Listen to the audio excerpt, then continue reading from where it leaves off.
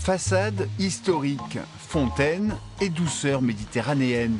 Touristiquement, la réputation d'Aix-en-Provence n'est plus à faire. Devenir aussi une place forte du rugby, c'est l'objectif que s'est fixé Denis Philippon.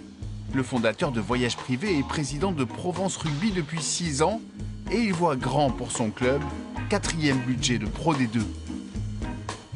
On se retrouve une année un peu charnière où il faut qu'on arrive à convaincre et à se convaincre qu'on s'installe un peu durablement en Pro D2. Et puis ma foi, si on est suivi par tout un territoire et qu'il y a une flamme et un amour du rugby qui va correspondre à 2023 et cette Coupe du Monde qui s'installe et qui sera très très présente dans le Sud, eh ben, on en profitera pour essayer de se hisser au plus haut niveau.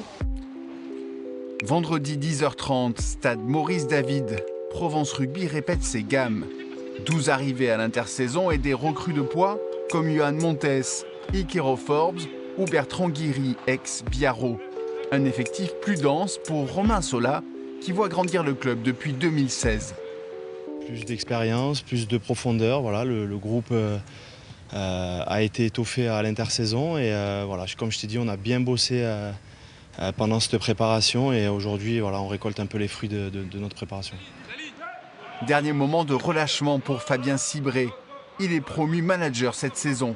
2 victoires en 2 journées, jusqu'ici c'est parfait. Mais le défi ce soir sera de taille face à Grenoble, 5 jours seulement après avoir battu Perpignan. Un gros défi pour nous parce que déjà la complexité du calendrier.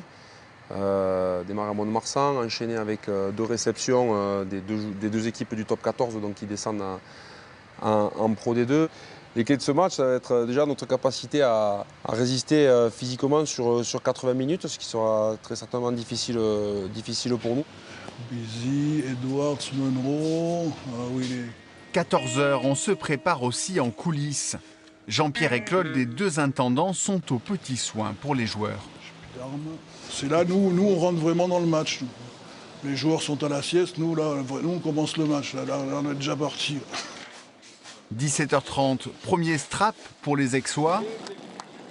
Et pendant qu'arrivent les Grenoblois, en bord terrain, on mise sur les produits locaux pour l'apéro.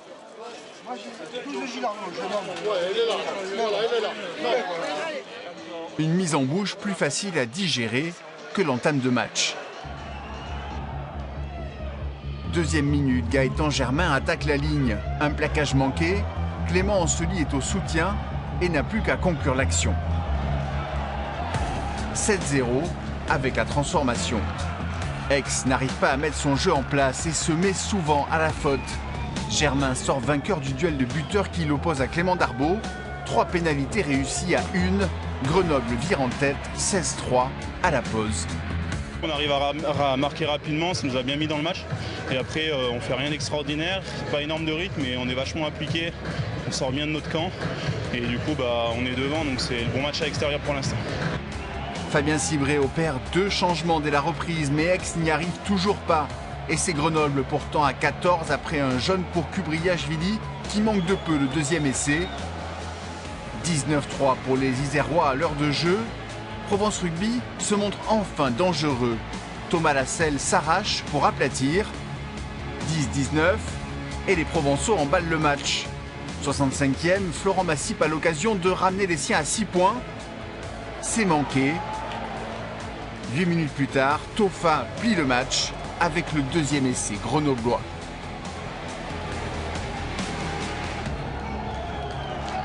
Sur une percée solitaire, Adrien Beau réduira le score. Défaite 17-26 et une bien pâle copie pour les Noirs. On n'a joué que 30 minutes à la fin, donc c'est bien trop peu pour renverser une équipe comme Grenoble. En première mi-temps, on n'a pas mis les ingrédients qu'il fallait, on a joué à l'envers. On a pris le match par le mauvais bout, on n'a jamais su vraiment imposer ce qu'on voulait faire. Donc c'est une vraie désillusion ce soir.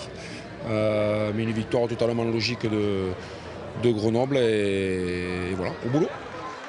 Une défaite qui vient ternir leur bon début de saison. Pas le temps de gamberger pour Provence Rugby avec un déplacement à Béziers lors de la prochaine journée avant de recevoir Vannes, demi-finaliste l'an passé.